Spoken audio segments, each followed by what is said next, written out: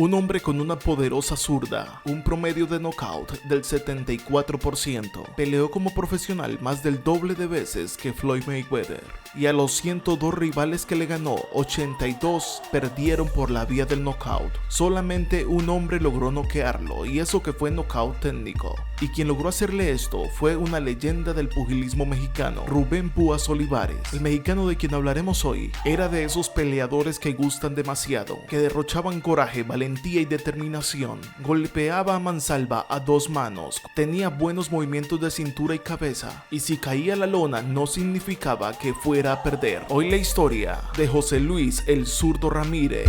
José Luis Ramírez.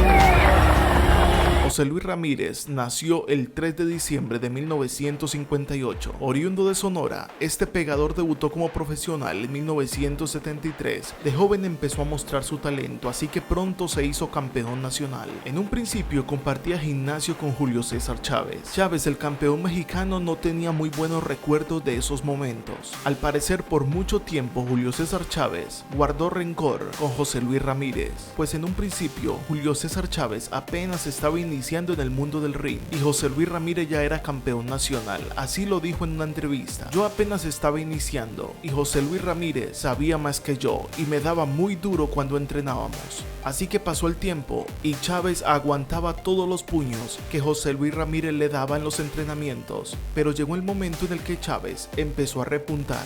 Un día en pleno entrenamiento, Julio César Chávez se le fue encima a Ramírez, de modo que ya lo iba a empezar a golpear, pero en ese momento el entrenador Félix gritó tiempo, así que se había acabado el ejercicio de sparring en ese momento. Eso no le gustó para nada a Julio César Chávez, pues había llegado el momento de su desquite. Esta situación provocó que el César se alejara de Félix, su entrenador. Pero volviendo solo a la historia de José Luis Ramírez, encontramos que tuvo su primera derrota en 1975 junto a Sergio Enríquez. Esto no sería un obstáculo para que Ramírez siguiera avanzando. El originario de Guatabampo había debutado con 15 años de edad. En el ranking del boxeo subió lentamente. En 1978 el joven Ramírez perdió por nocaut técnico por primera y única vez en su carrera frente al legendario y 3 veces campeón mundial Rubén Olivares en 2 rondas. Después de su paso a los pesos ligeros, el joven, que apenas medía unos 70 de estatura, de 21 años, acumulaba ya un récord de 67 peleas, 2 de ellas perdidas. Así que se encontró con otra leyenda del ring, peleando contra el nicaragüense Alexis Argüello. El flaco explosivo se enfrentaría contra el mexicano. Ramírez derribó a Argüello por primera vez en su carrera en el round número 6. Pero después de una decisión dividida en 10 asaltos en Miami, el mexicano perdería esa pelea contra Alexis Argüello. Luego se enfrentó contra Ray Mancini para el cinturón de peso ligero de América del Norte y perdió por decisión en el asalto número 2 en Ohio. Para ese entonces Ramírez y Julio César Chávez eran compañeros de gimnasio aún. Ramírez ganaría sus siguientes 10 peleas hasta el 1 de mayo de 1983. Ese día se le concedió la oportunidad que busca todo campeón del ring para convertirse en campeón mundial de peso liviano por primera vez, peleando contra el puertorriqueño Edwin "El Chapo" Rosario en el Coliseo Roberto Clemente en San Juan de Puerto Rico por el campeonato de la CMB. Esa pelea José Luis Ramírez la perdió en una cerrada decisión por 12 asaltos, pero llegaría al desquite, la revancha, el 3 de noviembre de 1984, nuevamente el Chapo Rosario y el Zurdo Ramírez. También en San Juan de Puerto Rico, nuevamente una batalla entre puertorriqueños y mexicanos. Ese 3 de noviembre del 84, la pelea comenzaría toda a favor del Chapo Rosario, acorralando en la esquina a Ramírez. Producto de ese ataque, José Luis cayó al suelo. Una vez caído en la loma, se levantó Ramírez para seguir peleando. Al estilo mexicano no se rendía, pero volvió el Chapo Rosario y lo lanzó al suelo nuevamente de un golpe. Pero como el estilo mexicano tiene impregnado el no rendirse y luchar hasta el final, Ramírez se recuperó, y tras una seguidilla de golpes de la cual Rosario nunca pudo defenderse, en el tercer asalto, cuando todo estaba a favor de Rosario, empezaron a cambiar las cosas. El Chapo Rosario se encontraba acorralado en una esquina y Ramírez atacando. Alcanzó a pasar Ramírez por debajo del Chapo y nuevamente iba a seguir golpeando a Rosario. El puertorriqueño no tenía cómo defenderse, hasta que el referee debió de parar la pelea en la cuarta ronda, después de que Ramírez hubiese lanzado 17 golpes consecutivos. De esta manera, el hombre que había caído 2 veces y que parecía perder, se levantó y como un ave fénix le ganó al puertorriqueño, convirtiéndose en campeón mundial de peso ligero por primera vez en su vida y quedando registrado en los anales de la historia como una derrota para el Chapo Rosario por nocaut técnico. El encuentro fue nombrado la pelea del año por la revista The Ring. Todo esto en 1984.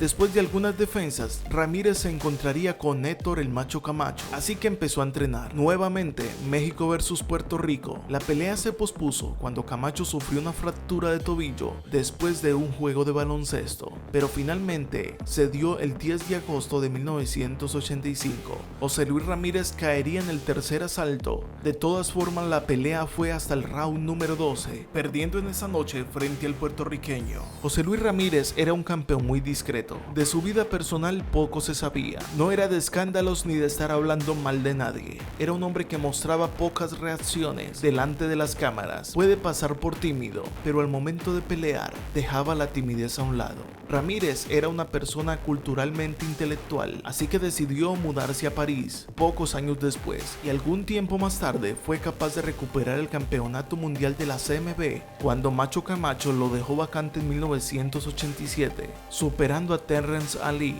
con otra cerrada pero unánime decisión de 12 asaltos. En su primera defensa del título derrotó al ex campeón Cornelius Bosa Edwards por nocaut en la quinta ronda. En su segunda defensa recibió una victoria por decisión dividida en 12 asaltos contra el futuro campeón múltiple Pernell Whitaker. Con esta pelea, el mexicano mostraría que no le ganaba a cualquier rival, que también le ganaba a peleadores importantes. Aunque para algunos medios y los fanáticos de Whitaker merecía perder el mexicano, este encuentro se ubicaría en el grupo de peleas que tienen diferentes lecturas.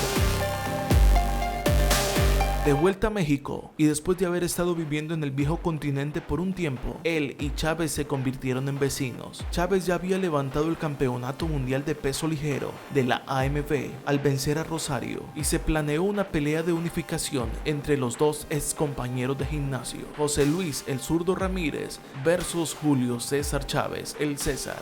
Ya las cosas estaban arregladas. Al parecer, ya había una relación personal entre los dos. Los momentos fuertes habían quedado en el pasado. Ya hasta Ramírez era padrino de uno de los hijos de Chávez. Todo se organizó para el 29 de octubre de 1988. Ese día se convertiría en el último día en el que José Luis Ramírez sería campeón mundial, pues después de 11 asaltos, Julio César Chávez ganó la pelea. En 1989 intentó ganar el cinturón de la FIB nuevamente frente a Whitaker en Virginia, pero perdió por decisión en el asalto número 12. Luego en 1990 regresó a Francia, donde perdió ante Juan Martín Coqui, pelea que perdió por decisión. Esta pelea había sido por el título mundial junior de peso welter de la AMB. Dicho encuentro se convertiría en el último de su carrera, yéndose del pugilismo con 2 campeonatos mundiales, y después de haber protagonizado la pelea del año en 1984. Fue un hombre que en su carrera como profesional participó en 111